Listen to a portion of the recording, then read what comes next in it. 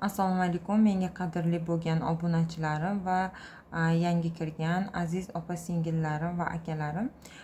Kanalimga xush kelibsiz. Ko'pchiligingizdan kelgan savol: nega oxirgi paytlarda o'zimni yomon his qilyapman? Sog'ligingizda nima gaplar? Buning tagida nima bor? Shifokorlik holatimi yoki kimdir sizga bog'liq, sizga sehr jodu, yomon ko'z bormi? Yoki bo'lmasa munosabatlaringizdagi muammolar sog'ligingizga ta'sir qilyaptimi? Shular haqida ko'ramiz. Azizlarim, agarda mavzu yoqsa, like va komment hamda qo'ng'iroqchani bosishni unutmang. Men bilan bog'lanish uchun shaxsiy ochirim qilmoqchi bo'lganlar Telegramga Feride Tarokart deb yozsangiz shaxsiy ochirim qilishingiz mumkin. Niyatingizni oldim, shifoli ochirim bo'lsin. Qanunda boshladik. Nega oxirgi paytlarda o'zingizni yomon his qilyapsiz? Sog'ligingizda nima gaplar?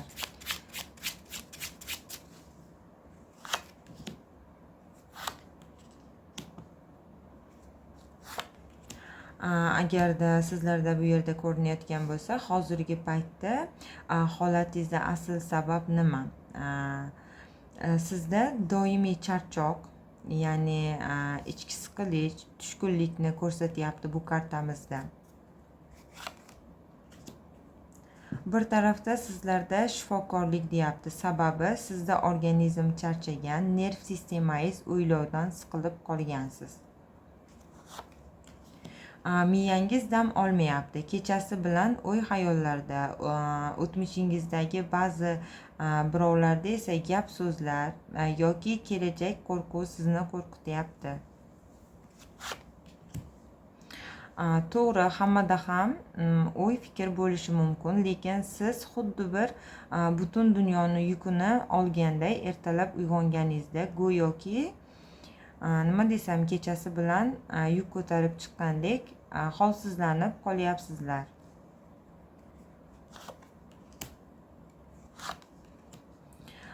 Sizlarni bu esa sog'ligingizga ta'sir qilyapti deb kartamizda aytmoqda. Ikkinchi tarafda nima ekan azizlarim? Shu haqida ko'raylikchi.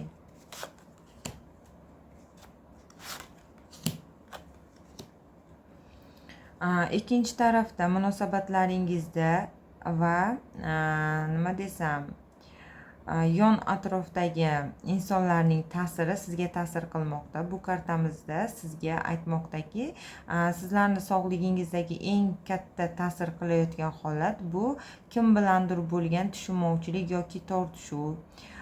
Yo bo'lmasa deyapti, yaqinlaringiz, munosabatdagi insoningiz sizga befarqligi,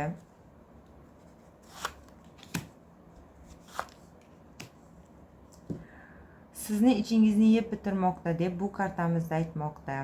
Siz o'sha insonlarni nima deb tushuntirsam, siz o'sha insonlarga ko'p fido bo'lgansiz.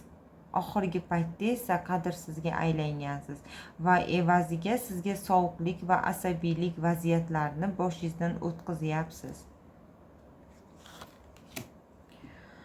Bu holatlar ayni damda sizni to'g'ridan to'g'ri ruhiyatingizni va tanangizni nima desam, holsizlantirib, ya'ni butun bir tanangizga zarba bermoqda deb kartalarimizda aytmoqda azizlarim. Xo'p, sizlarda sehr jodu bormi? Sizlarda sehr jodu bormi? Shu savolni beraylikchi. Sizlarda ba'zi bir insonlarda sehr, magiya bo'lishi mumkin, lekin ko'p insonlarda deyapti bu kartamizda umumiy ochirim bo'lgani uchun ko'z ichi qoralik, sizga yomon ko'z bilan qaraydigan, qora niyatli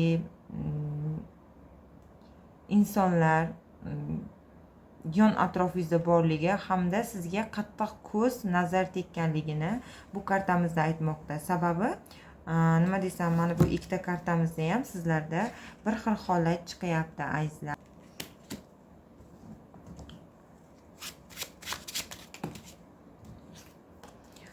Bu kartamizda nima deyapti? Bu kartamizda atrofingizdagilar sizga kulib qarab, ichida sizga nisbatan hasad qiladigan odamlar ekanligi tushmoqda azizlarim.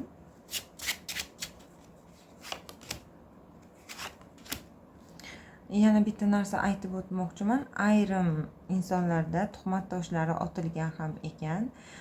Sizni yon atrofingizdagilar g'iybat qiladigan, sizga hasad ko'zi, ya'ni shu bilan birga yomonlik qilmoqchi bo'lgan insonlar atrofingizda borligini ham kartalarimizda ta'kidlab o'tmoqda azizlarim.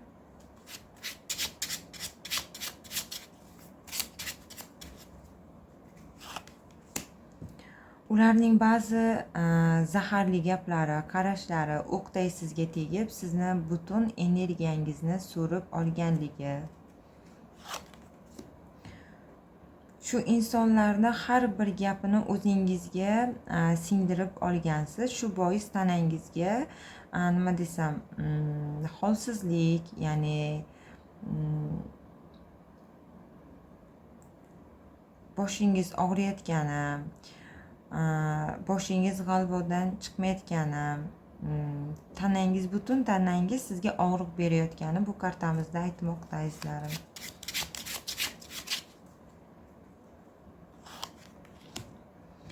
Bularning barchasi sizlarda juda ham yomon ko'z bo'lganligingizni bu kartalarimizda aytib o'tdi. Endi ko'raylikchi, munosabatlaringizga qanchalik bog'liq ekan bu holatingiz. Xo'sh,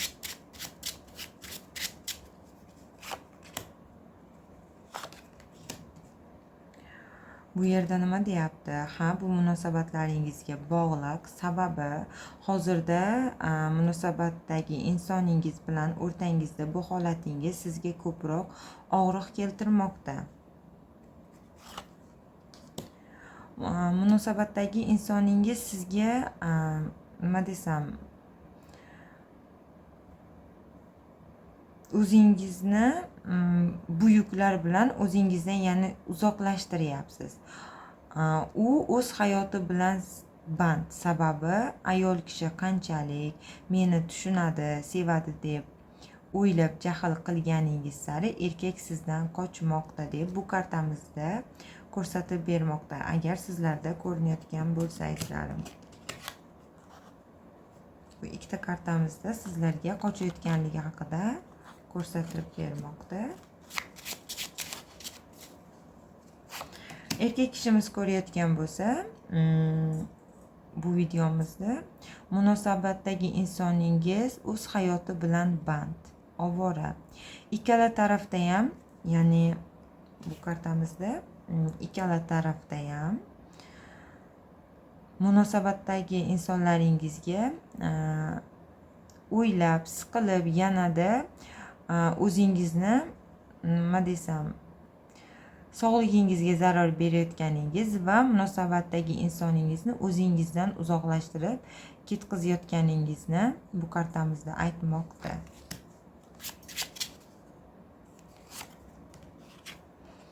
Bu holat sizga quvvat bilan ta'minlash o'rniga bor kuchingizni tortib olyapti aziz obunachilarim. Siz nima qilishingiz kerak? Bu holatdan qanday chiqasiz?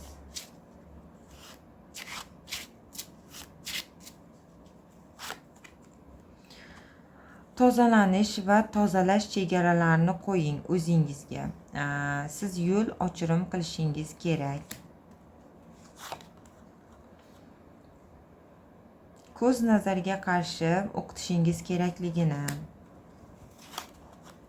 Bu yerda ikkita kartamiz chiqyapti. Har kim nima desam, o'zi ixlos qilgan insonga, ya'ni har kim o'zi qilgan ixlos qilgan insonga borishlari mumkin. Kimdir menga, kimdir yana boshqa birovga, o'zi ixlos qilgan insonlarga borib o'zingizni chistga, ya'ni tozalatishingiz kerakligi. Nazar bora sizlarni yo'llaringizni, ya'ni yopishligi yuzlaringizga ham ta'sir qilishi mumkin. Bu asorat sizlarni yuzingizga chiqishi mumkinligi haqida bu kartamizda aytib o'tmoqda azizlarim. Undan so'ng tozalash chegarasini qo'yishingiz kerak. Nima demoqchi kartalar sizlarga? Sizlar yon atrofingizdagilardan uzoqlashishingiz kerak ekanligi, kim sizga salbiy fikr beryapti va u insonlar bilan aloqani uzing va chegarani qo'yishingiz kerakligini kartalarimizda aytmoqda azizlarim.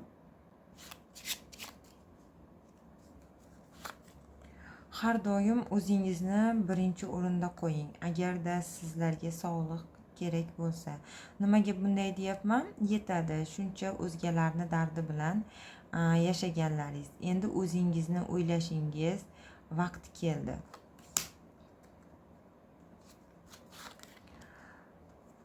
Sog'ligingizga e'tibor bering. Shifokorlik bo'lsa, ya'ni doktorlik sizga bo'ladigan bo'lsa, shifokorga borib ko'rining. Sizni siqayotgan vaziyatingizni vaqtida qo'yib yuboring. Bu kartamizda shu haqida aytmoqda. O'zingizni o'zgartirmoqchiman deb emas yoki boshqani deb harakat qilmang. Har kim dunyoni o'z nazdida ko'radi. Va shunday ko'rsin ham, chunki gaplar ham, dardlar ham ko'zimizni tuproq to'ldirganda jim bo'ladi.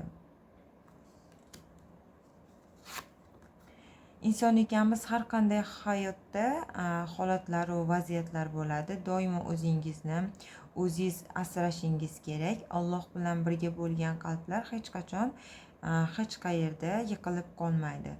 Bugungi ochirim shulardan edi. Keyingi ochirimlarda ko'rishguncha sog' bo'linglar.